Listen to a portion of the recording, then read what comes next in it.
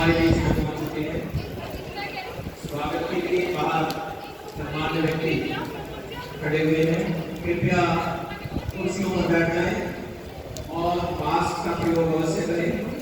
कृपया जो दाएं बाएं खड़े हैं सबसे मेरा फिर निवेदन है, अंदर आकर के कुर्सियों पर बैठने का प्रयास करें। फालतू जो एक अदर मत खड़े हो। धन्यवाद।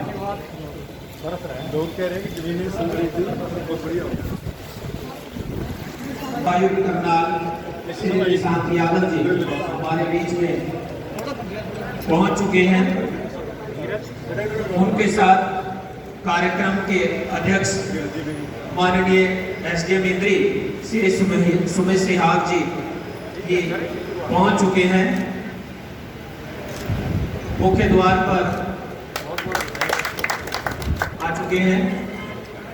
हम सब की ओर से का पालन जरूर करें। कोविड काल में ये दो बातें ही हमें अधिक बचाव की ओर ले जाती हैं, तो सभी से निवेदन है वो कुर्सियों पर बैठ जाएं।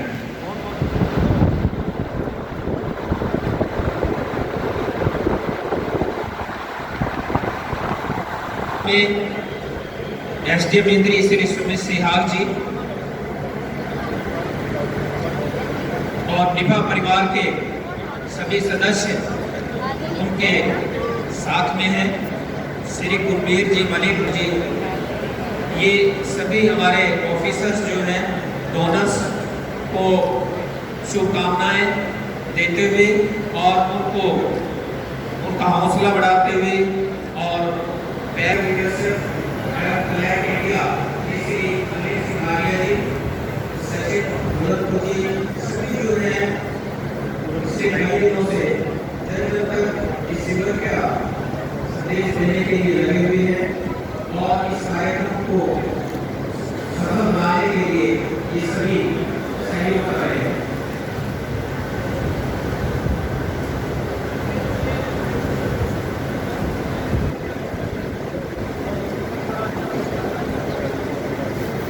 आज का कार्यक्रम एक ऐसे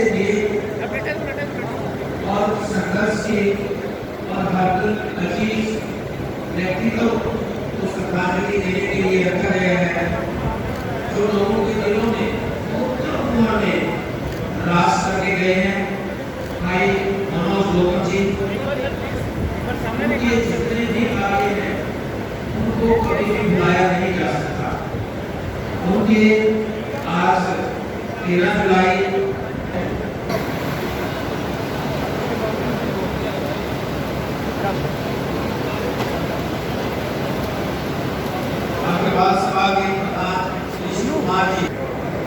भाई मनोज गौतम जो निफा परिवार के अहम सदस्य रहे, उनको श्रद्धांजलि के रूप में उनकी आज हम सबके बहुत ही प्यारे साथी मनोज गौतम, जो हमारे युवा साथी थे, निफा के राष्ट्रीय प्रेस सचिव थे, सामाजिक कार्यों में हमेशा अग्रणी रहते थे। एक युवा चिंतक के रूप में, शिक्षक के रूप में, कवि के रूप में समाज के प्रति एक पीड़ा जो है उनके मन में थी।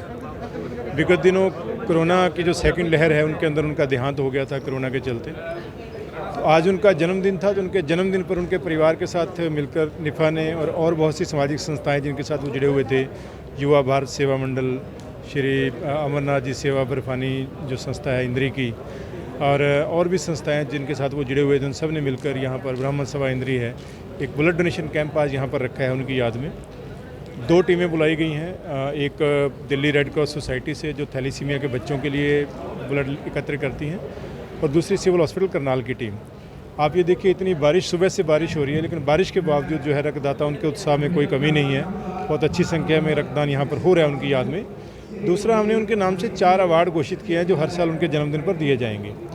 समाज सेवा के क्षेत्र में, दूसरा एक ऐसे शिक्षक को जो समाज के लिए कुछ अच्छा काम कर रहा है, तीसरा एक अच्छे युवा कवि को, और एक ऐसे युवा राजनेता को जो राजनीति में रहते हुए भी समाज के लिए बेहतर काम करते हैं। तो आज 4 अवार्ड दिए गए हैं। समाज सेवा के क्षेत्र में हितेश गुप्ता हैं, युवा समाज सेवी हैं करनाल से। शिक्षक के रूप में डॉक्टर सुरेंद्र दत्त हैं जो आपके इंद्री क्षेत्र के ही हैं और आजकल मुख्याध्यापक के पद पर जो है सरकारी स्कूल में हैं, उनको दिया गया है उनकी सेवाओं को देखते हुए। और युवा राजनेता के रूप में पंकज गाबा जी, जिन्होंने कोरोना काल में विशेष रूप से 50 से ज़्यादा ब्लड कैंप ऑर्गेनाइज़ किए और भी सामाजिक काम उन्होंने किए हैं, इस दौरान उनको दिया गया है। और इसके अलावा युवा कवि के रूप में जयदीप तुल्ली हैं, जो नेशनल लेवल तक अपनी कविताओं का जो है वो पाठ कर चुके हैं। तो ये 4 अवार्ड दिए गए हैं, हर साल दिए जाएंगे। और मुझे खुशी है कि एक केंद्रीय क्षेत्र की डिमांड थी कि यहाँ पर एक लाइब्रेरी खुलनी चाहिए, तो उपायुक्त महोदय ने उसे मनोज गौतम को समर्पित करते हुए इस प्रकार की जो है एक बात कही है कि वो जगह वगैरह हम लोग देखेंगे मिलके। और एक लाइब्रेरी जो डिमांड थी केंद्रीय के क्षेत्र के लोगों की, वो डिमांड भी इसी प्रोग्राम के बहाने जो है वो पूरी होने जा रही है। तो हमें खुशी है कि इसी बहाने मनोज गौतम के अच्छे कार्यों की याद भी रहेगी और युवाओं को जो है समाज सेवा के क्षेत्र में देश के लिए अच्छा काम करने की प्रेरणा मिलती रहेगी। के हाथों से अमन, समृद्धि और सिद्धार्थ को मनोज भाई की सेवाओं के लिए उनको सम्मानित यहाँ पर किया जा रहा है। डॉक्टर नरेश शर्मा जी हमारे बीच में पधारे हैं, दिल से स्वागत, अभिनंदन। एक बार सर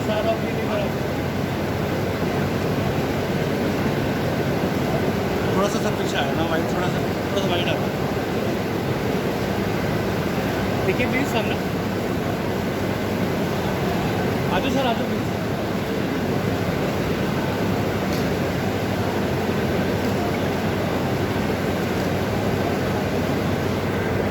मंच संचालन भी कर रहे थे और बहुत प्रतिभाशाली हैं और समाज को एक नया आयाम देना चाहते हैं, वो प्राप्त करेंगे। तालियों की गड़गड़ाहट के साथ हम इस सम्मान का हिस्सा बन सकते हैं। परम कुमारी सद्भावना यात्रा, हारमोनी पार्टिसिपेट, प्लेट में पार्टिसिपेट, हर प्रकार की भूमिका विदेश के माध्यम से की जाती है और ये हम काम करते हैं। रक्तदान शिविर लगाया गया था, उसमें शामिल होने का अवसर मिला और बड़ी संख्या में जो लोग हैं, समाज सेवी हैं, वो रक्तदान करने के लिए यहाँ पे पहुँचे हैं। मनोज गौतम जी के परिवार भी यहाँ पे था। तो इसमें जितनी भी सामाजिक संस्थाएं हमारी जुड़ी हैं, विशेष रूप से निफ़ा ने इसमें शिरकत की है, बाकी अन्य सामाजिक संस्थाएं भी हैं, उन सबको मेरा धन्यवाद। और एक मांग आई है कि कोई एक ई लाइब्रेरी यहाँ पे बनाई जाए और काफ़ी लोग जो इसकी डिमांड कर रहे हैं, तो मैंने यहाँ के जो एसडीएम साहब हैं उनको कहा है कोई भी जगह अगर आइडेंटिफाई करके देते हैं तो हम बाल कल्याण परिषद से एक अच्छी मॉडर्न ई लाइब्रेरी बना करके देंगे, जिसमें फर्नीचर वगैरह, किताबें, टैबलेट्स वगैरह, कंप्यूटर, सारी सुविधाएं जो है होंगी, पेंटिंग्स वगैरह होंगी दीवार पे, एयर कंडीशनिंग वगैरह की जाएगी, ताकि बच्चों को चाहे वो प्रतियोगी परीक्षाओं की तैयारी करते हों उनको भी जगह मिले और बाकी इन जनरल भी, चाहे वो सीनियर सिटीजन्स हो, न्यूज़पेपर मैगजीन पढ़ने के लिए भी आएँ, हर किसी को जो है एक अच्छी सुविधा मिल सके। सर, हमारा एरिया जो फ्लडेड एरिया यमुना का, तो आजकल बारिश होने वाली है, तो क्या प्रबंध किया? फ्लड के पूरे तैयारियां हमारी हैं और इरिगेशन विभाग ने 7 मेजर फ्लड वर्क्स जो हैं वो यमुना के किनारे किनारे पूरे ज़िले में टेकअप किए हैं। सभी कार्य समाप्त हो चुके हैं। उसमें विशेष रूप से जो पत्थर के स्टड्स बनाने का, रिवेटमेंट्स बनाने का कार्य है, जो कि समाप्त हो चुका है। प्रशासन की तरफ से जो बोट्स वगैरह हैं, इंजन्स वगैरह हैं, इनकी टेस्टिंग कर ली गई है, वो भी पूरी तरीके से तैयार हैं। तो कोई भी स्थिति आती है उससे निपटने के लिए हम पूरी तरह तैयार हैं। तो सर, एक ये जो सड़क के ऊपर है, इसके ऊपर पेड़ और खंभे वगैरह भी खड़े हुए हैं, ये जो नया पुल बना है इसके ऊपर भी हैं, शिफ्टिंग करा दी जाएगी। मेरे संज्ञान में मामला आ गया, इसको शिफ्ट करा देंगे टाइम। तो सरपंचों से अधिकार ले लिया गया वीडियो पे, इस बारे में विस्तृत गाइडलाइंस दी है और उन्होंने कहा है कि 20 लाख तक के कार्य तो एसडीएम की अध्यक्षता में कमेटी बनाई है, वो करा सकती है। 20 लाख से ऊपर सीओ जिला परिषद की अध्यक्षता में कमेटी बनी है। तो कल ही इसमें डिटेल्ड गाइडलाइंस आई है। अब इसमें मुझे नहीं लगता पंचायतों के कार्यों में कोई दिक्कत आएगी।